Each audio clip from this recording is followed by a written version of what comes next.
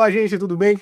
Hoje mais um episódio do Politic Question e hoje nós estamos aqui com essa pessoa que ela é maravilhosa. Já teve 2 mandatos como deputada estadual, 5 mandatos como deputada federal pelo PCdoB. Ela que tem uma história na política incrível, que vai dar uma aula pra gente hoje aqui. Deputada federal Alice Portugal, seja bem-vinda ao Politic Question. Que prazer estar aqui com vocês, né? Muito feliz de ver essa dupla de jovens antenados e muito feliz mesmo. Muito obrigada pelo convite. E, ó, Cleia, é complicado falar porque, assim, você fez uma excelente abertura, mas o currículo da mulher seria só o programa todo, porque a militância política de muito tempo, participação, né, no movimento da CUT também, né? Foi. Então, hoje, inclusive, a senhora que estava falando aqui pra gente que é o quê? Meu aniversário de filiação partidária. Olha aí, parabéns. 78 que a senhora... 78. No dia 8 de agosto de 78, eu fui recrutada, porque não era filiada, porque o partido era clandestino. Eu fui recrutada para o PCdoB na escadaria da Faculdade de Farmácia, ainda do Canela. E se eu disser a vocês quem me levou para o PCdoB, vocês vão rir. Quem foi? Luiz Caetano. Depois saiu e me deixou. Então, mas continuamos amigos. Somos colegas de profissão. Eu passei um ano estudando as diversas opiniões políticas que circulavam na sociedade e em 78, depois de um ano na universidade, eu me filiei, né, ao PCdoB. Eu ingressei nos quadros do PCdoB, né, com 17 anos. Olha aí. Normalmente a juventude... E agora vocês já fizeram o cálculo da idade. Agora já era. Da experiência, né? A juventude acumulada. Sim. Eu fico muito feliz assim nesse diálogo intergeracional, porque aqui temos à frente uma pessoa que tem uma história na política, um serviço prestado. Só que eu tenho uma curiosidade de perguntar às pessoas assim que sempre militaram no movimento estudantil, nos movimentos de base, esses anos todos assim de deputada federal. Qual foi o que aconteceu? Que foi o marco que a senhora falou assim, nossa, eu vivi isso lá na Câmara. Pois é, tanta coisa que eu vivi e que vou ter que escrever. Né? Vou ter que escrever. Isso seria um presságio de um livro? Mas sem dúvida. Ele está na cabeça, mas a minha militância é tão intensa, não é? O movimento ainda é tão atual e o mandato, né, me parece necessário, que a nossa ideia ainda é continuar um tempo, né? Até porque essa utilidade ela não é necessariamente cronológica, né? É uma necessidade política, né? Obviamente nós estamos num período de consolidação da democracia nessa fase da história do Brasil. Eu vim do movimento estudantil também, Cleiton. Vi lá em 77, quando entrei na universidade, entrei numa circunstância em que nós não podíamos falar a risco de vida, né? Eu saí da escola técnica, excelente aluna, fui para uma multinacional, direto, passei em primeiro lugar no concurso que foi feito, fui para uma multinacional americana. E quando passei no vestibular, meses depois, me disseram que eu tinha que escolher entre a universidade e a fábrica. Eu disse, mas por quê? Meus colegas todos vão para a universidade, os que passaram no vestibular, na época era vestibular. Eles disseram, não, mas aqui mulher dá um trabalho de turno. Eu disse, bom, mas eu sou mulher, eu sou uma menina, e subi nos tanques, fiz o curso de brigada de incêndio, ajudei vocês a montarem, né, o laboratório desta planta da indústria. E objetivamente por quê? Porque nos Estados Unidos não se permite mulher trabalhar de turno. Não, tipo, eu estou autorizada, meu pai me autorizou a trabalhar, enfim, era menor, né? E aí eu me entendi mulher. Como a mulher era tratada diferente, né? Como jovem, era tratado também diferente. Fui para a universidade, fiz o voto de pobreza. Não tem como. Vendi meu acordeão para comprar os primeiros livros. E assim foi. E lá participei da reconstrução da Uni, fui do DCE 2 vezes, né? Me formei, era, né, como eu disse, apesar de militante política, boa aluna, entrei nos quadros, né, de pesquisa do Hospital das Clínicas, sou farmacêutica e bioquímica, né, do laboratório de pesquisa em hepatologia do Hospital das Clínicas, é lá que eu trabalhei a minha vida inteira.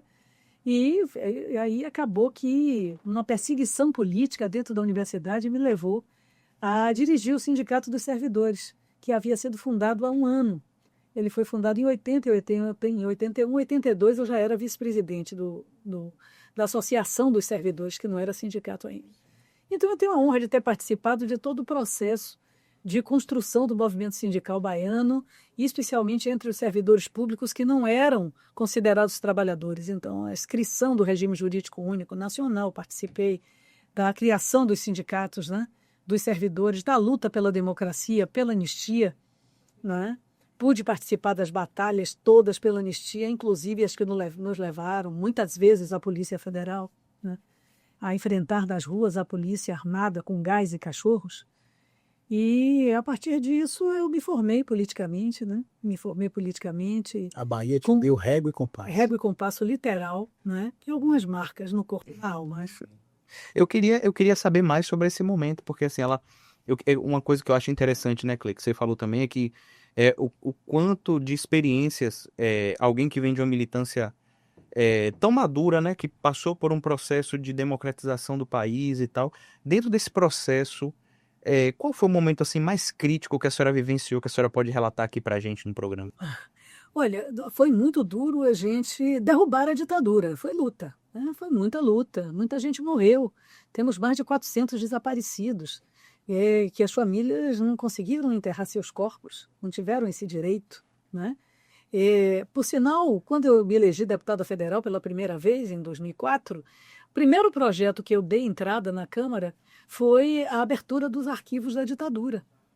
E ali, um deputado, que já era deputado federal, ele foi à minha porta do gabinete e colou com as próprias mãos um cartaz: Araguaia, quem procura osso é cachorro. Esse deputado chamava-se Jair Bolsonaro, né? E eu entrei com um processo contra ele e fui dissuadida pelos companheiros mais experientes que eu não deveria fazer aquilo porque ele era um desmoralizado, que ninguém dava crédito àquele cara que tinha sido expulso das Forças Armadas, que a gente deveria ignorá-lo. Eu disse, olha, na Bahia, fascista não se cria, né? Na Bahia, a gente tem um ditado que a extrema na Bahia, que tem nome e que na época tinha 3 letras que significavam, né? Infelizmente, foi jogado no osso de no ovo de uma serpente. Ó, deputada, já que a senhora entrou nesse assunto... E, infelizmente, não prosperou a minha iniciativa. Então, vocês vejam que já ali, em função da anistia anterior não ter sido completa, essas criaturas que têm Brilhante Ustra, o torturador maior do Brasil, como livro de cabeceira, já atuavam. Né? A senhora falou algo que me Isso chamou a para mim atenção. foi muito impactante. Já que a gente está falando de ditadura e a senhora falou desse acrônimo, como foi para a deputada Alice Portugal, na juventude, lidar com o carlismo? Eu já ouvi isso da deputada Alice, mas eu nunca ouvi isso da senhora. Então, para mim foi extremamente cáustico, né? Porque era um processo de muita luta, de repressão, né? Então, nós derrubamos a ditadura militar, ela foi perpassada, né? Caiu de podre, mas caiu também pela movimentação popular. E a Bahia continuou no domínio do que eu chamo de pool de oligarquias. As grandes famílias foram capturadas, né, por aquele líder, digamos assim, né, que utilizava o chicote na mão, saco de dinheiro na outra mão. E o que é que mudou hoje? A senhora consegue perceber? O chicote diminuiu. O saco continua brandindo para ele. Muito bem. Eu estou muito curioso. Eu quero falar de Brasília. Você está curioso? Eu estou curioso. E a senhora deu uma fala recentemente sobre justamente a prisão. Peguei essa pergunta. A prisão de Bolsonaro, né? Que Bolsonaro foi preso. E aí a senhora falou que foi uma correção, né? Já era algo que vinha... Fala um pouco dessa fala, que tem a ver com um pouco dessa história pregressa, né? Olha, dentro de toda essa cena impactante, depois de tanta luta da gente derrubar a ditadura, restaurar a democracia, né? E primeiro foi uma eleição pelo colégio eleitoral, depois o Brasil reelegeu Collor. Sim. Fernando Henrique, que se esperava um outro tipo de atitude, acabou sendo neoliberal, parceiro de Margaret Thatcher na venda do patrimônio nacional, na minha compreensão, não é? Mas depois a gente elegeu o operário, presidente da República, ou seja, a democracia estava instalada no país. E nós tivemos esse down, um retrocesso muito grande. Então, o golpe contra Dilma foi algo extremamente agressivo, né? Agressivo. E, a partir dali, esses fenômenos negativos aconteceram. Bolsonaro é fruto daquele momento. porque talvez Temer tenha achado que o constitucionalismo dele fosse vigir e eles elegessem alguém do Centrão, né, para a presidência da República. Mas o que deu foi um fanático, uma pessoa insociável, um sociopata. É isso que o Bolsonaro é, desde o cartaz na minha porta. Eu estava até observando que a maior audiência da TV Câmara foi do impeachment de Dilma, da história. Ou seja, o que mostra que talvez o brasileiro, talvez isso, eu acho que isso é um problema do brasileiro, ele está mais preocupado com a polêmica do que com a política. Né? Então, tipo assim, ele gosta da novela das 8, sabe? Não, eu tinha eleitores no carlismo, eu fui deputada estadual, bem garota, não? Depois de ter sido sindicalista, me empurraram para essa aventura e deu certo. Né? E tinha gente que dizia, Alice, eu vou votar em você, vou votar no federal do governador Raul Souto, o César Borges, que eu peguei os dois, né? O período dos dois. E eu dizia, mas por que você vai fazer isso? Porque eu quero ver o circo pegar fogo. Eu disse, mas você já pensou que o circo é a sua casa, é a minha casa? Porque é na política que a gente decide o preço das coisas, a forma da escola, né? O currículo do aluno, a forma de acesso da população negra, das mulheres. Então, como é que você vota contraditoriamente? Resultado, é a terceira vez que a gente elege Lula e uma maioria do Congresso contra. E hoje a gente está vendo aí um Congresso com um pacote de obstruções, né, que a gente está vendo isso instalado de fato, né, um pacote de obstruções. E eu queria que a senhora comentasse como é que a senhora enxerga isso. A senhora enxerga esse pacote de obstrução à luz da democracia ou como uma forma de uma manobra?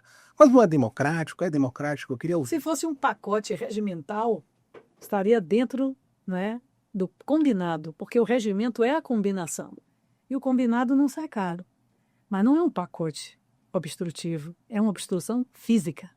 É uma obstrução, não é, que ocupa. E isso é uma coisa muito séria no Brasil.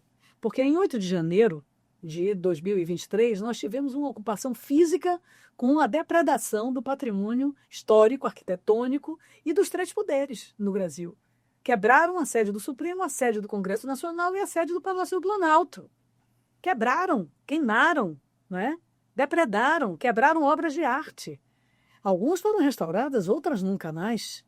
Tem os cacos expostos. Então, e dessa vez eles ocuparam a mesa da Câmara, se acorrentaram na mesa do Senado.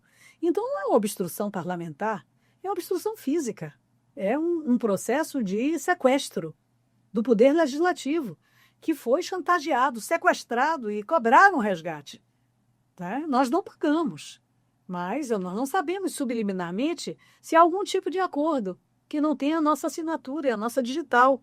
Inclusive o líder do PL pediu desculpa, não é? Pediu desculpas, mas ele falou recentemente, ele falou ontem, se não me engano, que tem vídeo dele falando, né, que houve chantagem por parte do STF para os senadores e deputados que ficassem pressionando a cassação não, o impeachment de Alexandre de Moraes. Mas que pressão? O Supremo é autônomo, os poderes, eles são independentes. Devem ser harmônicos, segundo a orientação da Constituição Federal de 88. Mas eles são independentes. Como é que alguém vai conspirar contra o seu país em um país estrangeiro? O próprio ex-presidente inominável, inelegível, né, e tornozelado, ele diz que ama o povo americano. Ele é só apaixonado pelo povo americano. Nós temos vídeos dele batendo continência para a bandeira americana.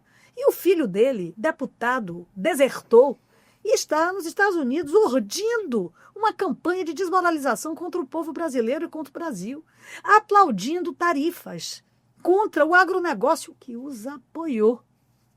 Ele está, né, conspirando contra quem produz e levando ao desemprego quem trabalha para esses. Porque quem não conseguir exportar o café, o produtor que não conseguir exportar o seu gado, a carne, ele vai demitir o veterinário, ele vai demitir o gerente da fazenda, do agronegócio, e vai cortar convênios com propaganda, com assistência técnica. Isso é uma traição nacional. É uma traição nacional. Então, a verdade é que a obstrução é física, é comercial, é material e é absolutamente vinculada a interesses estrangeiros. Isso é motivo para o Supremo realmente se posicionar, não é? E, no caso, a tornozeleira e a prisão domiciliar Foi porque ele descumpriu uma cautelar, ele não está preso ainda.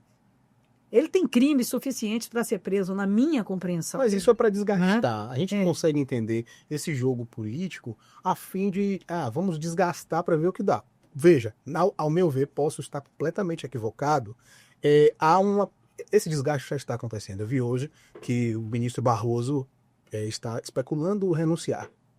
Eu não sei se isso é verdade. Entregar antes do tempo. Pois é. Está especulando renunciar. É uma pena, porque é um homem cultíssimo, não é? Cultíssimo, foi um excelente presidente do Supremo e também do Tribunal Eleitoral e tem uma compreensão larga sobre questões sociais. No entanto, óbvio, a pressão existe mesmo. Sim. A pressão existe. A tentativa de prejudicar, Barroso tem filhos, é um viúvo com filhos que estudam fora do país. Deve estar tendo também seus reveses. São pessoas, nós todos somos pessoas. Mas, deputada, Essa mitificação da política ou do judiciário é uma coisa muito grave. Eu acho que o amadurecimento vai trazendo essa compreensão. Todos nós somos pessoas. com certeza. Né? A senhora não acredita, então, que em algum momento possa ter havido excessos por parte do STF? Por que eu pergunto isso? O ministro Alexandre de Moraes convidou Lula e o presidente da Câmara para um diálogo que o próprio presidente Lula falou que não iria, para mediar ali aquela questão da votação do IOF. Foi a reação do presidente Lula, né? De, poxa, eu não vou me reunir, não vou conversar. E, de certa forma, o ministro propôs algo que, às vezes, talvez não fosse a função dele, apesar de a função do judiciário ser né? Essa balança, não? Será que não há um excesso? Não, olha, Daniel, assim, é claro que nós temos uma jovem democracia, jovem e imperfeita.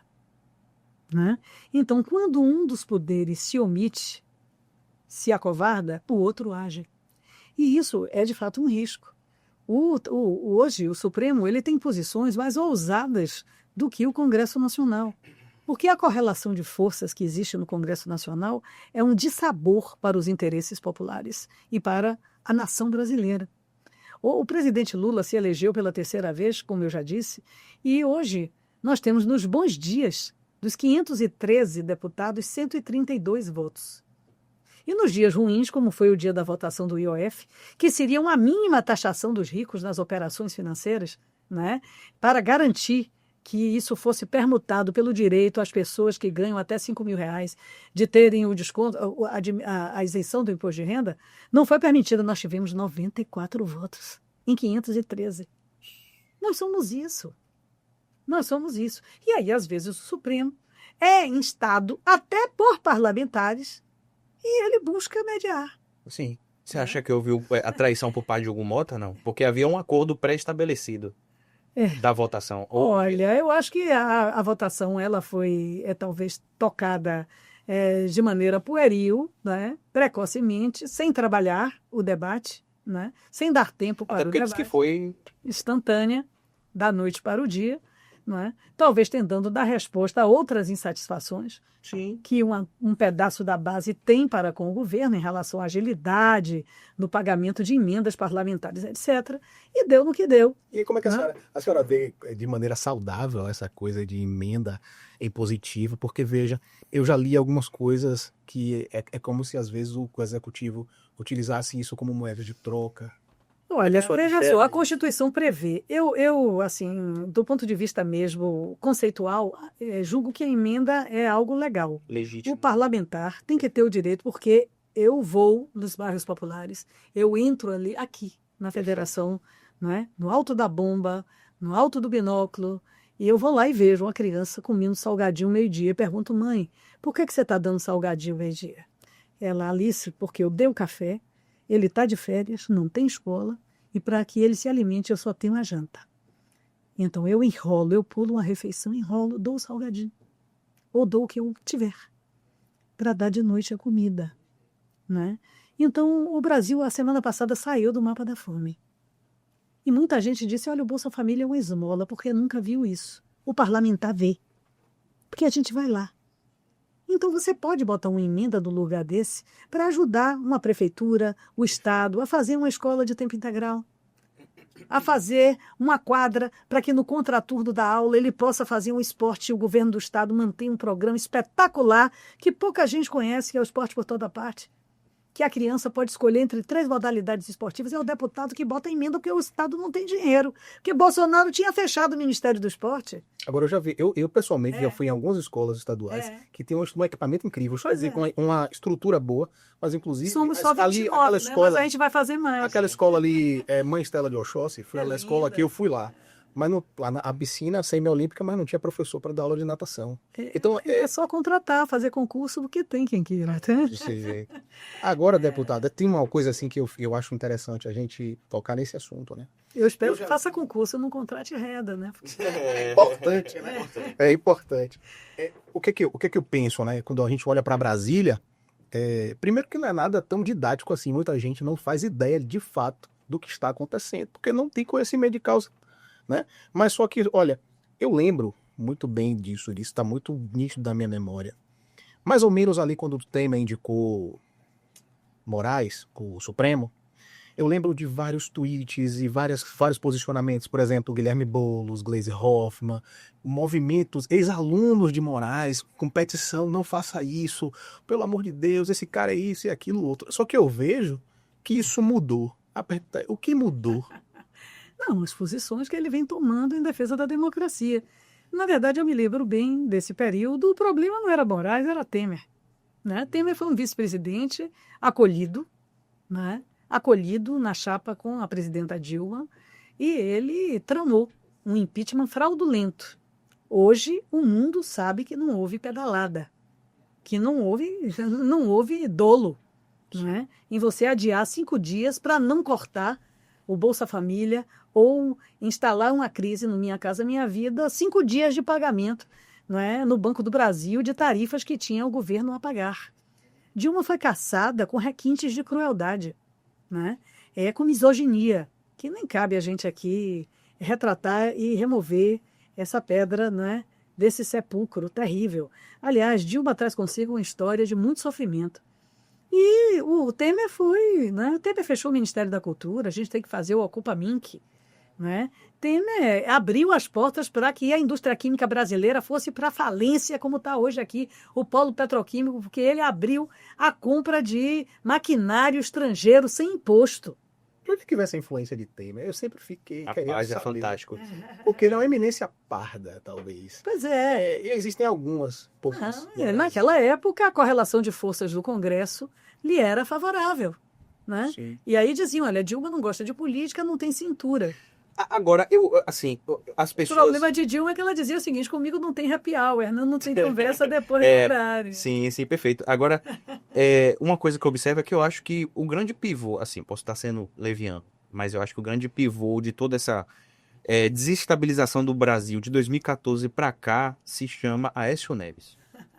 Olha, tem uma série, na minha opinião, é o seguinte, nós temos um grave problema no Brasil.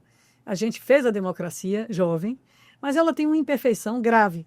O orçamento não é capturado pelas emendas, mesmo as impositivas, que saía 0,1%. O orçamento é capturado em 47% pela dívida pública, pelos bancos. A gente ainda paga Brasília, gente. Sim. A gente ainda paga Itaipu. O povo não sabe disso por quê? Porque os grandes financiadores da grande mídia não vão falar isso. E se a gente for comparar, por exemplo, a quantidade de bancos que existem nos Estados Unidos... Então, como Dilma pugnava, hoje Dilma é presidente dos BRICS, reeleita, por unanimidade, né? Ela hoje comanda a criação de um polo neste mundo multipolar que hoje os Estados Unidos estão esperneando por conta da unipolaridade ter sido quebrada, né? Então, Dilma, ela estava caminhando. Lula tinha acabado a dívida externa com o FMI. Sim, eu lembro. E a nossa expectativa era diminuir esses juros, esse contencioso com os bancos privados, que o Brasil deve nas 3 esferas de Estado. Governo federal, governos estaduais e governos municipais devem a bancos. E a dívida pública hoje é impagável, mas nunca foi auditada. Será que nós já pagamos algumas dívidas dessas? E em função do excesso de juros, estamos sendo extorquidos, porque é 47% do orçamento. Então, o que sobra é pouco e é disputado. né? Então, quando Dilma acenou para essa possibilidade, o mercado reagiu. De maneira... E é a Faria Lima a sede disso. Deputada, veja, é que se a gente for fazer uma comparação, né, da quantidade de bancos que existem nos Estados Unidos, barra concorrência de bancos, e se a gente for comparar isso no Brasil, é um absurdo. O que faz a gente baixar juros é a competição a concorrência, né? Então, assim, tem muitos bancos nos Estados Unidos, mas aqui o que eu percebo é que são poucos bancos com outros privilégios. E hoje você tem mais fintechs, né? Que estão começando, né? Mesmo assim, não se compara a quantidade. Mas isso, por isso que o Pix incomoda tanto a Trump. Mas eu tenho outra coisa que eu tô curioso também, viu? Eu tô curioso com outra coisa. Eu tô curioso com outras coisas para além de Brasília. Que a gente tá na hora de falar de Bahia, né? Você pode. É muito pouco tempo uma hora com essa mulher. É muito pouco tempo. Inclusive, você que está aqui até agora, essa fala é sua, mas eu vai registrar sua isso, fala. Cleiton. Você que chegou aqui é porque você está curtindo. Nós estamos conversando com essa deputada incrível, Alice Portugal. E siga a gente, ative o sininho. Eu nunca fiz isso. Essa é o Daniel que fala, faz esse mexer. Ative o sininho, para as notificações, se inscreve no canal, envia para seus amigos. Quem quiser acompanhar a deputada, qual o arroba? Alice Portugal. Alice Portugal, Somente em todas as isso, plataformas. Todas as plataformas. Perfeito. Olha. Muito bem. Deputada, falando de Bahia, né? A gente está aí à beira das eleições. Há quem diga que as eleições já começaram. Eu acredito nessa teoria da conspiração de que já começou. A estrada. Hoje já começou. Na minha cabeça é isso. A estrada tá aí, o pneu cantando. Deputado viajando para o interior. E como é que tá isso? Inclusive eu. Inclusive a senhora, exato. Não, eu marquei com sua assessoria há um mês atrás. Mas, não, poxa, Cleiton, não, vai dar certo. Aí, Ana, a gente conversou. Administração do susto. Quando a gente pensa que vai dar certo, tem que ir para o oeste, para o extremo sul. E vocês sabem que agora os voos regionais da Bahia têm que fazer uma escala fora do estado para poder voltar para Salvador, né? Não estava sabendo. Então isso é um absurdo. Isso é novo. A bancada baiana já foi conversar com empresas, mas é um absurdo. Então, desculpa. Desculpa, que é falta de aeronaves, não é falta de fluxo, que não é verdade, os aviões vivem cheios. Então você sai daqui e vai à Vitória da Conquista, um voo direto por semana. Mas a sua volta você tem que ir a Confins, né? Ou a Congonhas. Idem em Barreiras, idem em Porto Seguro, idem em Ilhéus. Então você passa 8 horas viajando, 6 horas viajando, porque você tem que fazer escalas fora do estado, né, para voltar para Salvador. Ou para ir para uma dessas cidades, a depender do dia que você vá, você tem que ir primeiro a Guarulhos, primeiro a Confins, primeiro a Congonhas, para depois baixar, né, em Vitória da Conquista, em Barreiras, em Ilhéus ou em Porto Seguro. Complicado. Isso é um absurdo. Estão isolando Salvador, estão isolando as cidades baianas. Um aeroporto novo, como o de Vitória da Conquista, não é? Você ficar refém desses voos com escalas gigantes e com preços impagáveis. É muito ruim isso. E é ruim para a política também, porque a gente perde horas, né? Se você não quiser passar 12 horas, 10 horas na estrada, não é? Para Porto Seguro, né? Ou para Barreiras, ou sair em disparada. É difícil, né? Agora, Clay falou, né, sobre eleições 2020. Mas foi bom eu ter falado isso, porque é um protesto que eu estou fazendo. E eu quero que as empresas nos escutem, né? E a eleição, de fato, nós estamos vivendo as prévias. Estamos vivendo as prévias, nós do PCdoB estamos com o Jerônimo, né? Agora, vem cá, PCdoB está com Jerônimo. Mas o PT está com o PCdoB? Por que eu estou falando isso? E assim eu faço um Acabou apontamento. de ter o Congresso Nacional do PT, que aprovou por amplíssima maioria a manutenção da federação. PT, PCdoB e PV. Então o PT está com o PCdoB. Agora vamos lá, a gente tem aí uma busca do PT por uma chapa puro sangue ao Senado. E nós temos, por enquanto, a indefinição de um vice-governador. Será que não seria um momento de contemplar uma sigla tão importante que caminhou, né? O PCdoB está pronto, nós temos quadros, nós temos nomes, né? A senhora, por exemplo, poderia ser o nome? Pois bem, poderia ser. Pela experiência, a minha geração toda, de certa maneira, está sendo perpassada, né? Sim. Então, somos deputados. Eu, Jorge Sola, Afonso, Daniel, né, Zé Neto. Essa é uma geração que enfrentou o carlismo de maneira corajosa. Perfeito. Né? E ajudamos a eleger Jacques Wagner, pavimentamos a democracia numa assembleia conflagrada, porque nós não tínhamos nada. Né? Então, era isso. Hoje, inclusive, também é aniversário de morte aniversário de nascimento de Paulo Jackson Vilas Boas, que foi um grande guerreiro e faleceu antes da eleição de Lula e de Wagner, né? Um líder do PT. E nós sabemos perfeitamente que essa realidade, né, nos leva a ter que botar nomes com peso. Né? É uma verdade, temos que botar nomes de peso para o Senado. Por quê? Porque o bolsonarismo está focado no Senado. Eles querem ter a maioria no Senado para derrubar o Supremo, para fechar o Supremo, né? Para intervir no regramento eleitoral. O Senado, que representa os estados, ele representa também a ordem federal, a ordem federativa. Porque na Constituição é assim, devia ensinar na escola, no BNCC. Então, né, na escola a gente não sabe que o deputado representa o povo. Por isso eu ensinava isso. E o senador representa o Estado. Sim. É por isso que a eleição de Senado é majoritária. É por isso que a eleição do Senado é junto com o governador. Então é muito difícil botar um candidato a Senado que não esteja engajadíssimo a uma chapa de governador e vice. Não é? Acontece, mas é raro. Sim. Agora a senhora acha justo, não vou dizer justo, mas talvez seja necessário. Estrategicamente. Né? Então o vice não vai poder ser um esquerda puro sangue. Mas estrategicamente... Se não é só a esquerda e os azuis. Pois é. E faz sentido você ter uma chapa puro sangue, sendo que a gente vê um histórico na Bahia que uma chapa puro sangue não deu certo. Será que seria uma estratégia ideal? Aí pode ser que o PSD assuma a vice, pode ser que o PMDB, que para nós é muito importante, o MDB, não é? Esteja em um poder estadual importante. Enfim, eu acho que nós temos soluções a dar. O que nós não podemos perder, Daniel, é essa frente ampla. Sim. A frente ampla nos levou à vitória na Bahia e no Brasil. Quem achar que esse é um governo do PT está muito enganado. Né? Esse é um governo de frente ampla nucleado pelo PT. Né? Mas a senhora não acha que essa frente ampla, às vezes, pode... Às vezes a frente ampla, eu tenho a impressão que os grupos, às vezes, abrem mãos de pautas essenciais. Você tem força para bancar a pauta sozinho? Eu não tenho. Não. Não tenho mesmo. Esse é o problema, entendeu? Entendo. O problema é esse, é que política é correlação de forças. Sim. Política não é só a arte, não é, de desejar algo, não é a arte de convencer, não é, de persuadir, para transformar a vida das pessoas. Acontece que, não é, nós temos poucos deputados. O povo precisa... compreender a necessidade de eleger, não porque o deputado é próximo, é filho do prefeito, ou ele abre a panela, é que eu escuto muito isso no interior. Olha, esse menino abre a panela da minha cozinha, né? Ele entra na minha cozinha. Às vezes não tem ninguém ali que não seja rei da simpatia. O suplente, o bobo ficou atrás, né? Então, o deputado, ele tem que ser eleito pelo que ele pensa, pelo que ele vai votar em Brasília, pelo que ele vai votar na Assembleia. E nós estamos em minoria. Então, nós não temos, né, hoje, depois de termos tido um Bolsonaro na presidência da República, nós não teríamos força para vencer as eleições, nem para o governo federal, nem do governo estadual. Vencemos as duas do segundo turno, se não houvesse uma frente ampla, ampla coalizão.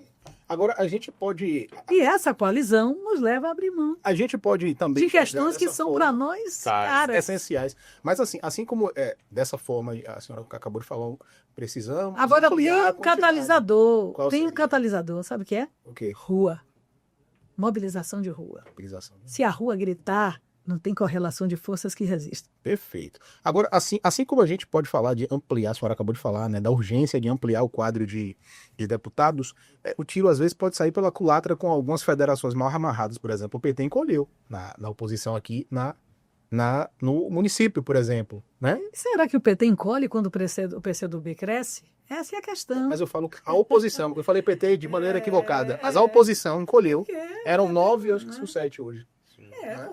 Porque existe uma, digamos assim, musculatura, não é, bombada da prefeitura municipal com seus líderes contratados, seus líderes contratados nos bairros, suas prefeituras bairro, não é? Com lideranças de bairro remuneradas, com tudo isso que nós estamos vendo em Salvador, repetindo a fórmula. Sim, máquina é máquina e é de maneira ambidestra que ela funciona. Tem uma mídia profissionalíssima a serviço. Tudo isso está aí. Né? Agora, deputado... Então, quando eu falei lá atrás do carlismo, né, do pool de oligarquias. Antônio Carlos dizia assim com clareza, e eu estava presente na luta. Então, olha, para que nós fiquemos 40 anos no poder, ele falava, nós temos que fazer 1.000 ricos. E eles fizeram 1.000 ricos. Temos que ter canais de televisão e rádio. Ele tomou o principal sinal da principal emissora de TV do país, né? E construiu um império de mais de 200 rádios próprias ou conveniadas. Ele agregou famílias aristocráticas do latifúndio baiano, da política baiana, em torno de si. E as mantém até hoje.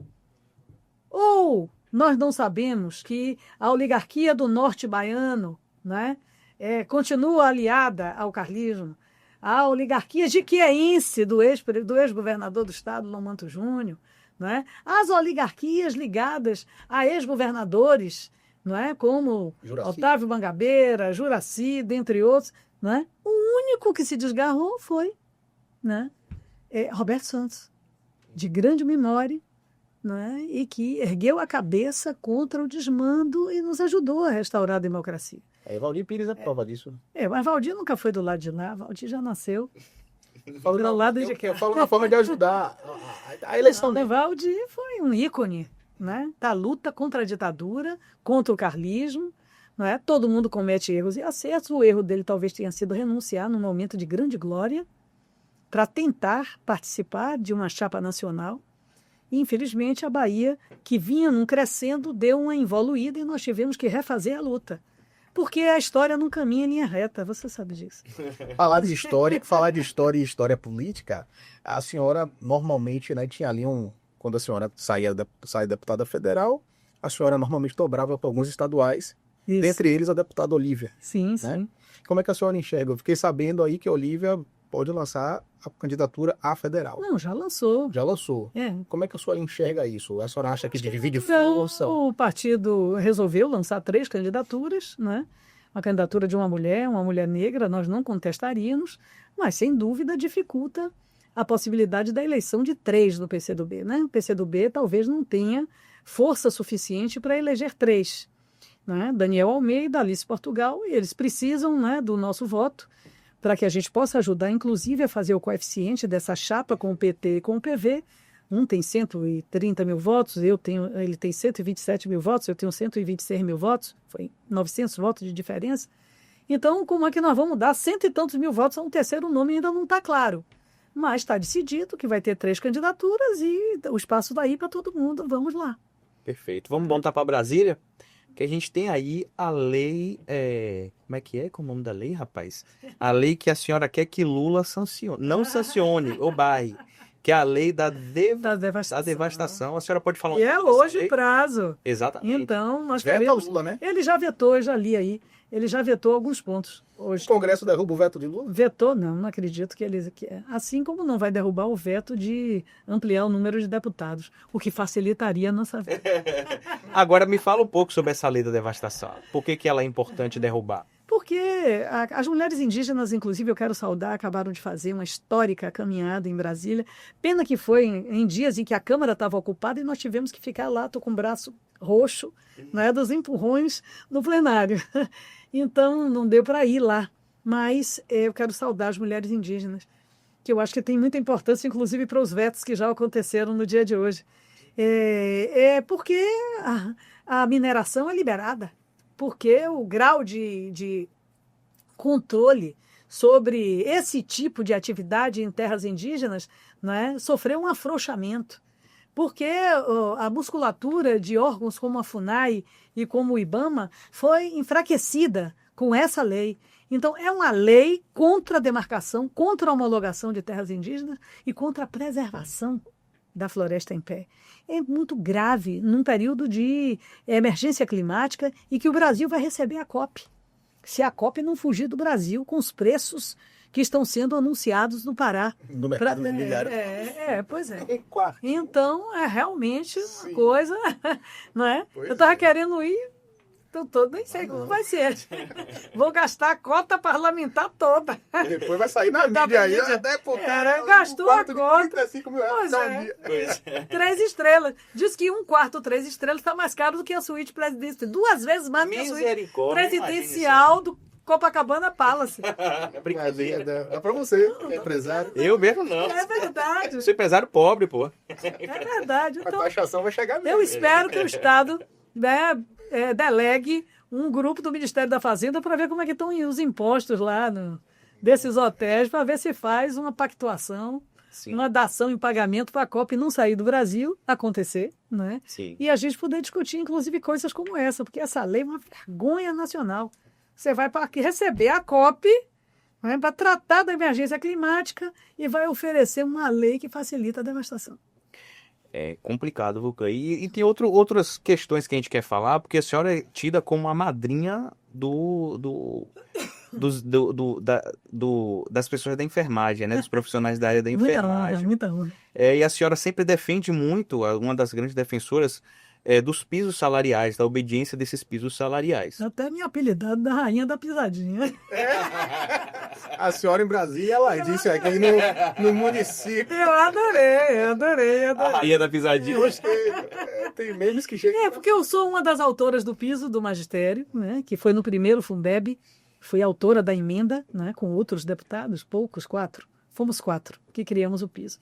Eu, a atual governadora do Rio Grande do Norte, Fátima Bezerra, o ex-deputado Carlos Abicalil e o deputado baiano Severiano Alves, né, que era presidente. Calil de Minas?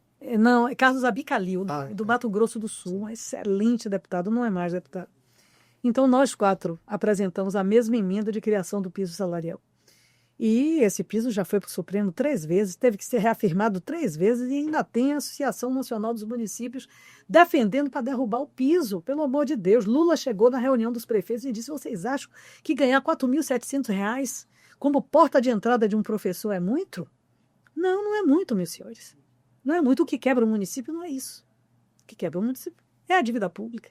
Quebra o município é um prefeito deixar para o outro um rumbo, como nós temos visto sucessivamente no Brasil. Tivemos que agora aprovar a PEC 66, né, para garantir um financiamento, um parcelamento alongado de dívidas dos municípios. Então, essa discussão dos pisos é uma discussão muito importante, porque você tem que dignificar essas carreiras. O professor, em especial. A enfermagem é o proletariado da saúde, né? São 3 milhões de trabalhadores, 89% de mulheres. Chefas de família, a maioria delas. Né? E isso daí é o seguinte: a enfermeira, a técnica de enfermagem, auxiliar de enfermagem, sai do hospital, chega aí na frente do hospital vizinho aqui, de manhã cedo, de cabelo molhado, vai para casa? Não, vai para outro emprego. Porque para sustentar a prole, tem que ter 2 e até 3 vínculos empregatícios. Quando não tem 3, é cuidador no terceiro turno. Dorme que horas? Isso facilita o quê? O adoecimento dessa trabalhadora e desse trabalhador, tá certo? E o erro. A possibilidade do erro. É por isso que a Organização Mundial de Saúde indica 30 horas. E para você ter saúde, você precisa ter um salário que compense nesse tempo o seu labor. Né? Então eu tenho todo o orgulho de ter sido a relatora, né, da PEC que consolidou o piso da enfermagem. E o Supremo, tão bom para a democracia, tão bom para os direitos. Aqueceu ao interesse dos empresários da saúde e calculou o piso por 44 horas, que é uma carga horária que ninguém dá em um vínculo. E aí diminuiu o valor do piso. Nós estamos lutando agora com a PEC 19 para tirar esse redutor do piso e garantir o piso na integralidade. Sim, eu entrei nesse assunto da questão dela ser a defensora, né? Porque a senhora acabou de citar aí dos professores e recentemente a gente teve um episódio aqui no município. De saúde, tem os fisioterapeutas, e tem os Sim. psicólogos, e tem o profissional de educação física, Sim. e tem a nutrição, e assim vai. E aí a gente tem a os pisadinha profissionais... está em coração. A gente tem os profissionais de educação, né? Que teve a votação recentemente na Prefeitura de Salvador. Ao que a senhora atribui essa insatisfação dos professores com a proposta apresentada pela Prefeitura? A Prefeitura não paga o piso, Daniel. A Prefeitura não paga o piso e a Prefeitura cortou gratificações. Né? Eu tive a felicidade de ter a oportunidade de dialogar com o prefeito e rogar para que ele fizesse a negociação. né? Fui atendida, a negociação aconteceu. Conversou com o dono? Foi lá na Câmara, está aí no Instagram, me sigam ali, só pegar. Né? Eu fiz o questionamento público de maneira civilizada, elegante, mas firme, né? E disse a ele que o prejuízo era para todo mundo. Para o professor que estava com salário cortado, para a criança que estava em casa, para a família que estava com sua criança em casa sem estudar, mas era também para ele, também para a prefeitura, né? Que não é possível que não haja possibilidade de um diálogo, não é, com uma categoria estratégica. E foi uma conversa bem dura, mas que ao final, né, depois de 2 rodadas, conseguiram chegar a um bom termo, os processos foram tirados, a tentativa de criminalização de Rui Oliveira, que eu mando o meu abraço corajoso, Rui Oliveira, não é, também foi suspensa, e continuou-se agora com uma pauta, não é, suspendeu-se a greve, uma pauta de negociação que eu espero que se chegue a bom termo em relação ao que falta negociar, que é o retorno de uma gratificação, dentre outros ajustes que precisam ainda, né, Olha, na estrutura de carreira. Eu sempre soube que 60 minutos de conversa com a deputada não seriam Não suficientes. seria. Eu ainda tenho. Você sabe que eu sou o homem das últimas perguntas. E quando falaram com a gente, né, um amigo nosso falou, rapaz, convida a deputada Alice, vai ser uma aula, e de fato, né, eu fico muito feliz a senhora estar aqui com a gente. Obrigada, querido. E a gente não tem mais tempo. E o estúdio lindo, tem. viu, gente? Lindo, lindo. Obrigado. Obrigado. Você que é o cara das considerações finais, faça as honras, né? Pronto, mas as considerações finais ou a última pergunta? Vamos ver, né? Vamos ver. Porque assim, ó, eu introduzi essa pergunta dos professores, porque por outro lado, no governo do estado, nós temos uma crítica ao governo sobre a forma como os alunos foram aprovados, né? Sim, E que foi atribuído a isso pelo governo que isso desestimulava os alunos, a reprovação, até uma fala do governador Jerônimo, que eu vou ler aqui, né, para a gente elucidar isso. A escola que reprova é uma escola autoritária, é uma escola preconceituosa. E houve-se, né, tá havendo, né, por parte da oposição, um grande levante, né? Hoje isso meio que se arrefeceu. Quanto a essa decisão de aprovação, o que a senhora entende? É uma decisão local, né? Existe um método do Conselho Nacional de Educação, porque também não se ensina na escola.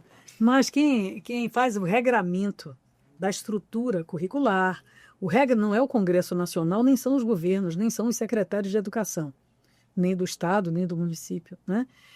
Quem faz o regramento é o Conselho Nacional de Educação. E o Conselho Nacional de Educação é que definiu esse regramento em relação à tentativa máxima de não reprovação, né? E quando o governador falou isso, ele falou deste regramento, né? Eu venho de uma escola que tinha palmatória. Chamava-se Amorosa, né? Então, Amorosa. era um pedaço de madeira assim, polido, com a cabeça redonda e um cabo longo. Então, se você não respondesse a tabuada, tomava bolo. Entendeu? Então, castigo físico era institucionalizado nas escolas, da escola primária brasileira, na década de 60, na década de 70, até se criar o primeiro regramento educacional nacional, né? E isso daí foi uma luta para se superar. Então, é preciso conhecer a história da educação brasileira. A reprovação era gigante e a exclusão maior ainda. A escola pública era uma escola excelente. Eu estudei no Colégio Estadual Manuel Devoto, mas só estudavam os melhores. Os alunos que eram reprovados, ou os filhos, não é, de papai que não queriam estudar, iam para o que a gente chamava de, não é, papai pagou, filhinho passou. Eram as fábricas. Eram as fábricas. E tem várias aí, não vou citar nome, mas todo mundo sabe do que eu estou falando, né? Então, quem tem mais de 40 sabe disso. E, obviamente, muitas mudanças foram feitas na educação brasileira. Essa questão da reprovação, ela veio no governo de Fernando Henrique com a ideia, né, dos pedagogos da época que era necessário trazer a meninada excluída para dentro da escola pública. E, de fato, hoje, a maioria dos analfabetos, nós temos 15 milhões de analfabetos no Brasil. Isso aí dá uma tarde de debate, hein? Quero avisar. Então, desses 15 milhões, sabe quem é a maioria? A partir de 50 anos. Eu chego e me emociono, porque é muito triste. Você vê uma senhora num ponto do ônibus, espremendo os olhos, dizendo que tem deficiência visual, quando na verdade ela não sabe ler o nome do ônibus. Entendeu? Então, nós conseguimos botar as crianças na escola. Mas ainda nós não conseguimos elevar a qualidade ao ponto de que o menino com 7, 8 anos ele já saiba ler e escrever. E aos 10 ele faça as 4 operações. Nós ainda não conseguimos. Gente, sabe qual é o maior problema de um menino que tem dificuldade de se alfabetizar? Né? É ter a mãe analfabeta. É ter a mãe analfabeta. E né, não ter a condição nutricional adequada. Por isso que tem comida na escola. Por causa do salgadinho do meio-dia. Não é? Então, assim, qual é mesmo a solução para isso? É reprovar e jogar para trás? O que é que nós vamos fazer com essa geração? Entendeu? É muito fácil para quem saiu de uma escola boa, não é? E que sabe dizer coisas que o outro não sabe, que sabe conjugar o verbo, fazer a concordância perfeita, e o outro não sabe, né, qual é a capital do Brasil, né? Ter base. Ter base, né? Então, Sempre... e aí o que é que a gente vai fazer? Jogar para trás? Então, é óbvio, né? A gente quer jogar para frente. E a gente não quer aprovar quem não sabe. Mas nós temos que fazer mecanismos de incluir essas pessoas que não ficaram, não é, nivelados com quem teve a oportunidade porque não tiveram uma oportunidade. Enfim, então o governador ele refletiu essa ideia. Não é que ele defenda a aprovação fortuita.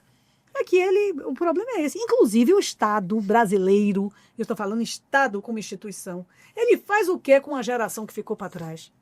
Foi criada na década de 70 o que chamava de dependência. Não é? Que durou até um dia desse. Durou até um dia desse. Mas nós temos força financeira para manter 2 ciclos ao mesmo tempo. Olha, você está aqui no 3º ano, mas você está pagando a dependência de matemática do 2º. É jogo duro, é dinheiro. É dinheiro, é professor, tá certo? É sala de aula, é energia, é tudo isso. Então, nós vamos ter que, paulatinamente, equilibrar a inclusão numérica com a qualidade pedagógica. E por isso, valorizar o profissional da educação faz parte desse jogo. Perfeito, gente. A gente conversou com a Alice Portugal, deputada federal. Nós estamos discutindo o novo Plano Nacional de Educação. Aí, eu faço parte da comissão e essa é uma das grandes questões que está sendo tratada. A outra questão é em relação à criança com deficiência, a criança com autismo, a criança com superdotação, porque tem, né? Então, essa é uma questão. Vai ter como é que a gente vai botar... Eu não fui uma criança dessa. O que é que a gente vai botar na sala? É um cuidador para a criança com deficiência? É um professor auxiliar? Né? Como é que nós vamos pagar o auxiliar, o assistente social e o pedagogo? Eu defendo que seja pela parte da prefeitura, do Fundeb, que é 40%. Né? Mas como é que nós vamos fazer isso? Então, tem várias questões que precisarão ser atualizadas para o próximo decênio, para os próximos 10 anos. E este plano está sendo discutido. Pronto, então a gente vai chamar a senhora de novo para discutir isso. Gente, essa foi a Alice Portugal, nossa convidada, deputada federal, com 6 mandatos. Esse é o PolitiQuest, o seu podcast de política. Obrigado pela sua atenção. Um abraço e até a próxima. Valeu, gente.